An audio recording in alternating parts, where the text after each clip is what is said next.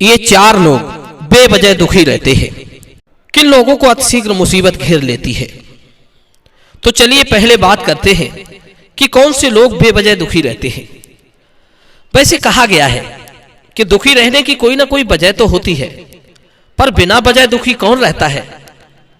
दोस्तों, पहले सुनते हैं ये छोटी सी कहानी। कहानी छोटी जरूर है, पर मैसेज बहुत बड़ा देने वाली है। मित्रों, कुछ लोगों की शिकायतें रहती हैं कि छोटी वीडियो बनाया करो, अधिक लंबा वीडियो सुनकर बोर हो जाते हैं।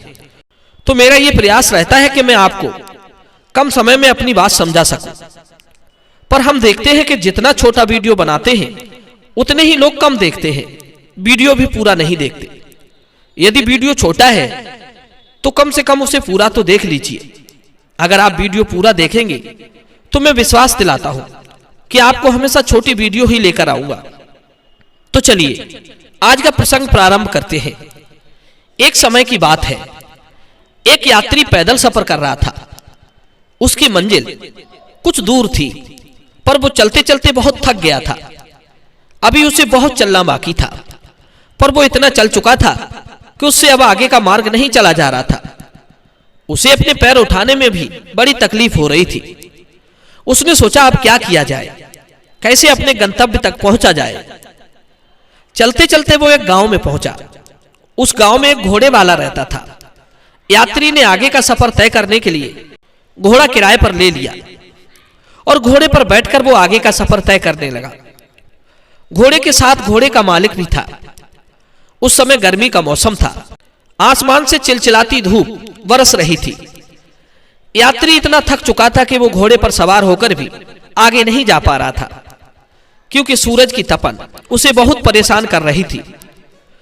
तो उसके मन में विचार आया कि कहीं कोई पेड़, कोई सघन वृक्ष मिल जाए तो उसकी छाया में बैठकर सुस्ता लिया जाए।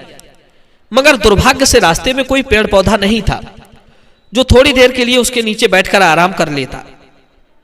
धूप से बचने का जब कोई रास्ता नजर नहीं आया तो उसने रास्ते में ही घोड़ा खड़ा कर दिया और घोड़े की परछाई में बैठकर सुस्ताने लगा।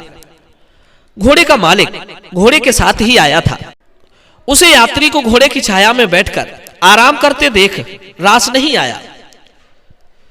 वो एकदम से बिगड़कर यात्री से बोला, हटो भाई यहां से, आप घोड़े की छाया में नहीं बैठ सकते। मैंने तुम्हें घोड़ा किराए पर दिया है, घोड़े की छाया नहीं दी है।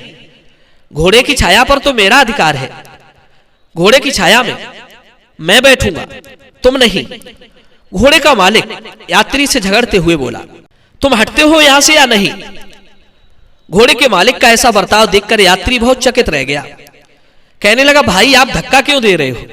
पागल पागल तो नहीं हो।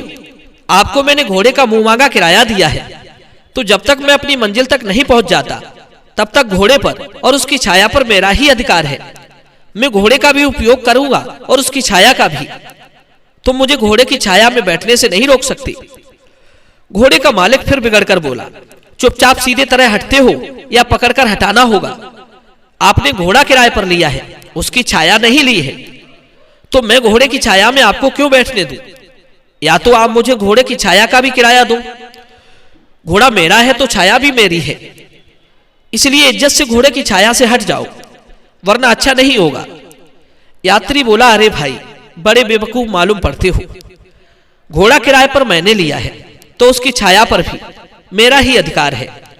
आप चुपचाप अपने घोड़े के साथ चलिए।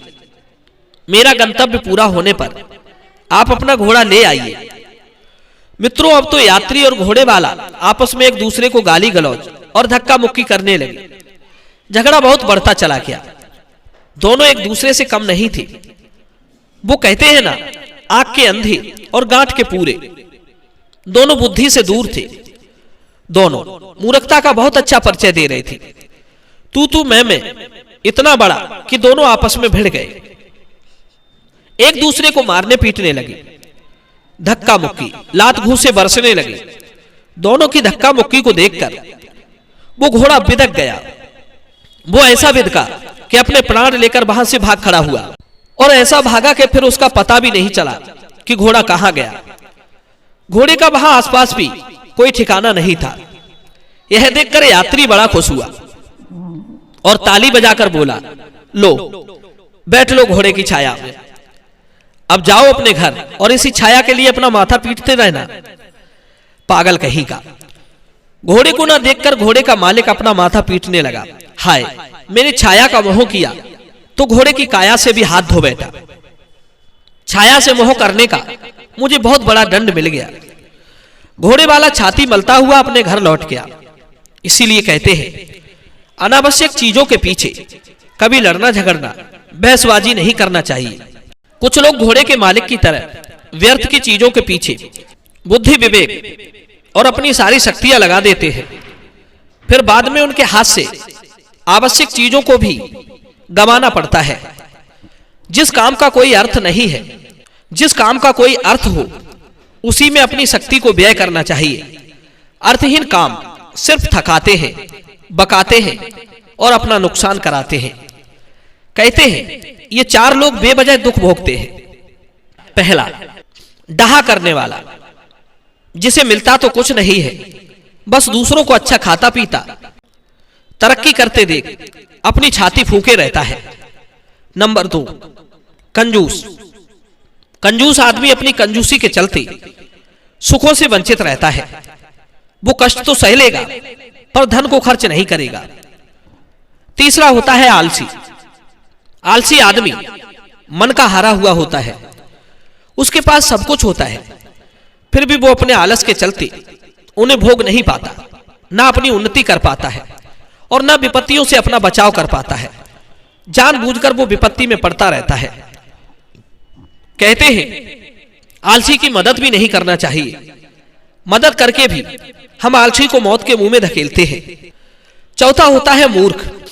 मूर्ख को अच्छे बुरे लाभ हानि का कुछ ज्ञान नहीं होता, इसलिए वो आए दिन अपनी हरकतों से मुसीबत में पड़ता रहता है।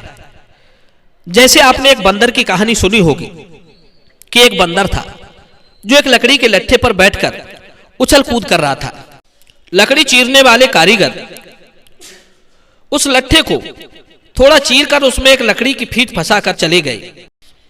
बंदर को नहीं पता था कि वो लकड़ी की फीट निकाल देने पर लट्ठा फिर जुड़ जाएगा। बंदर की पूंछ लटक कर उस चिरे हुए लट्ठे के बीच में पहुंच गई थी। जैसे ही उसने लकड़ी की फीट निकाली, बंदर की पूंछ उसमें फंस गई। आखिरकार तड़प तड़प कर बंदर ने दम तोड़ दिया। इसीलिए कहते हैं कि मूर्ख व्यक्ति कब विपत्ति में पड़ जाए कोई पता नहीं। वो अपनी हरकतों से जानबूझकर विपत्ति को बुला लेता है। वो कहते हैं ना, आ बैल मुझे मार, ये मूर्ख की ही कहावत है। तो दोस्तों, अब तो आप समझ ही गए होंगे कि बेवजह दुखी कौन रहता है। तो चलिए अब बात करते हैं कि किन लोगों को अतिशीघ्र मुसीबत घेर लेती है। इसका अर्थ है जो अपने मित्र और हितैषियों को धोखा देता है, लालच में पड़कर उनसे बिगाड़ कर रखता है, जो अपने समुदाय से बैर रखता है, अपने हितैषी जनों की सलाह नहीं मानता, जो अकेला ही खाना पसंद करता है, सबको मिल बांट कर नहीं देता, वो हमेशा दुखी रहता है। ऐसे लोगों को मुसीबत अचानक से घेर लेती है। एक बार की बात है, एक बार दो मित्र कहीं जा रहे थे। रास्ते में एक मित्र को एक सोने की कुल्हाड़ी पड़ी मिल गई। कुल्हाड़ी पर नजर तो दोनों की गई थी, पर उनमें से एक ने भागकर उसे उठा लिया और खुश होता हुआ बोला, आहा, मेरा तो भाग्य खुल गया, मुझे सोने की कुल्हाड़ी मिल गई, अब जिंदगी भर चैन की बंसी बजाऊंगा।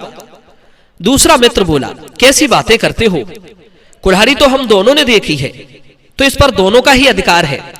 हम दोनों मित्र भी हैं और साथ साथ चल भी रहे हैं। तो पहला वाला हंसकर बोला, वाह भाई वाह, कुल्हाड़ी मिली तो मुझे है और आप मुफ्त में हिस्सेदार बनना चाहते हो। कुल्हाड़ी मैंने उठाई है, इसलिए ये कुल्हाड़ी मेरी है।